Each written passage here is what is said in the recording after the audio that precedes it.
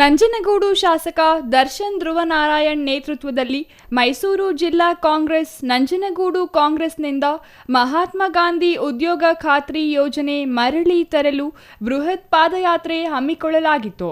ನಂಜನಗೂಡಿನ ನಗರಸಭಾ ಆವರಣದಲ್ಲಿರುವ ಮಹಾತ್ಮ ಗಾಂಧೀಜಿಯವರ ಪ್ರತಿಮೆಗೆ ಮಾಲಾರ್ಪಣೆ ಮಾಡಿ ಎಂಜಿ ರಸ್ತೆಯ ಮೂಲಕ ಹುಲ್ಲಹಳ್ಳಿ ವೃತ್ತದಿಂದ ತಾಲೂಕು ಆಡಳಿತ ಭವನದವರೆಗೆ ಬೃಹತ್ ಪಾದಯಾತ್ರೆ ನಡೆಸಲಾಯಿತು.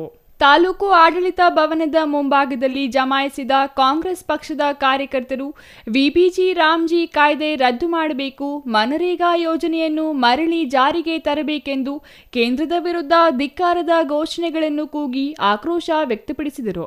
ಬಳಿಕ ಶಾಸಕ ದರ್ಶನ್ ಧ್ರುವನಾರಾಯಣ್ ಮಾತನಾಡಿ, ಕೇಂದ್ರ ಸರ್ಕಾರದ ಐತಿಹಾಸಿಕ ಕಾಯ್ದೆಯಾಗಿದ್ದ ಮಹಾತ್ಮ ಗಾಂಧಿ ರಾಷ್ಟ್ರೀಯ ಉದ್ಯೋಗ ಖಾತ್ರಿ ಯೋಜನೆಯನ್ನು ರದ್ದುಗೊಳಿಸಿ ವಿಬಿಜಿ ರಾಮ್ಜಿ ಕಾಯ್ದೆಯನ್ನು ಜಾರಿಗೆ ತಂದಿರುವ ಕೇಂದ್ರ ಸರ್ಕಾರವನ್ನು ನಾವು ತೀವ್ರವಾಗಿ ಖಂಡಿಸುತ್ತೇವೆ ಎಂದರು. ತಾಲೂಕಿನಲ್ಲಿ ಏನು ನಮ್ಮ ಕೇಂದ್ರ ಸರ್ಕಾರ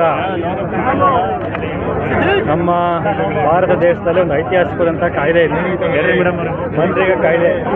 ಮಹಾತ್ಮ ಗಾಂಧಿ ಉದ್ಯೋಗ ಖಾತ್ರಿ ಯೋಜನೆ ಈ ಒಂದು ಕಾಯ್ದೆ ನಮ್ಮ ಗ್ರಾಮೀಣ ಪ್ರದೇಶದ ಗ್ರಾಮೀಣ ಜನತೆಯ ಜೀವನಾಡಿಯಾಗಿದೆ. ಈ ಒಂದು ಕಾಯ್ದೆಯನ್ನು ಏಕಾಏಕಿ ರಿಪೀಲ್ ಮಾಡಿ ವಿಬಿ ರಾಮ್ಜಿ ಎಂಬ ಕಾಯ್ದೆಯನ್ನು ಏಕಾಏಕಿ ತಂದು ಇವತ್ತು ನಮ್ಮ ಜನರ ಮುಂದೆ ಇವತ್ತು ಕೊಟ್ಟಿದ್ದಾರೆ.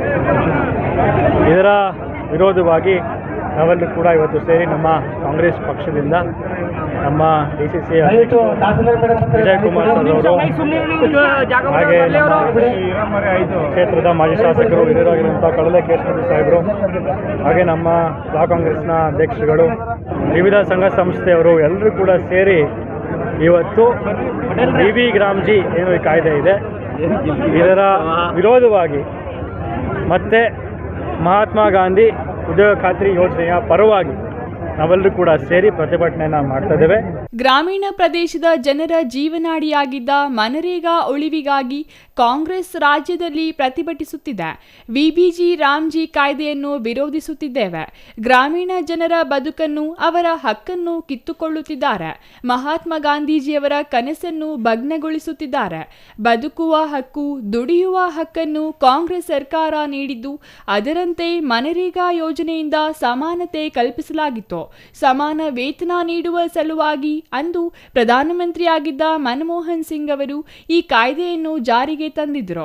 ಆದರೆ ಈಗಿನ ಕೇಂದ್ರದಲ್ಲಿರುವ ಬಿಜೆಪಿ ಸರ್ಕಾರ ಇದನ್ನು ಬದಲಾಯಿಸಿ ವಿಬಿಜಿ ರಾಮ್ಜಿ ಕಾಯ್ದೆ ಮಾಡಿರುವುದು ಖಂಡನೀಯ. ಇದು ಸಂವಿಧಾನಕ್ಕೆ ವಿರುದ್ಧವಾಗಿ ಈ ಕಾಯ್ದೆ ಮಾಡಿದ್ದಾರೆ. ಗಾಂಧೀಜಿಯವರ ಗ್ರಾಮ ಸ್ವರಾಜ್ಯ ಯೋಜನೆಗೆ ವಿರುದ್ಧವಾಗಿದೆ. ಜನರಿಗೆ ತಪ್ಪು ಸಂದೇಶಗಳನ್ನು ನೀಡುತ್ತಿದ್ದಾರೆ ಎಂದರು. ಕೂಡಲೇ ಕೇಂದ್ರ ಸರ್ಕಾರ ವಿಬಿಜಿ ರಾಮ್ಜಿ ಕಾಯ್ದೆಯನ್ನು ರದ್ದುಪಡಿಸಿ ಮನರೇಗಾ ಯೋಜನೆಯನ್ನು ಮರುಸ್ಥಾಪನೆ ಮಾಡಬೇಕು. ಇಲ್ಲವಾದಲ್ಲಿ ಮುಂದಿನ ದಿನಗಳಲ್ಲಿ ಹೋರಾಟ ನಡೆಸಲಾಗುತ್ತದೆ ಎಂದು ಎಚ್ಚರಿಕೆ ನೀಡಿದರು. ನಂತರ ತಹಸೀಲ್ದಾರ್ ಡಾಕ್ಟರ್ ಸ್ಮಿತಾ ರಾಮು ಅವರಿಗೆ ಮನವಿ ಸಲ್ಲಿಸಿದರು. Kumar, CTV news, Nanjangud.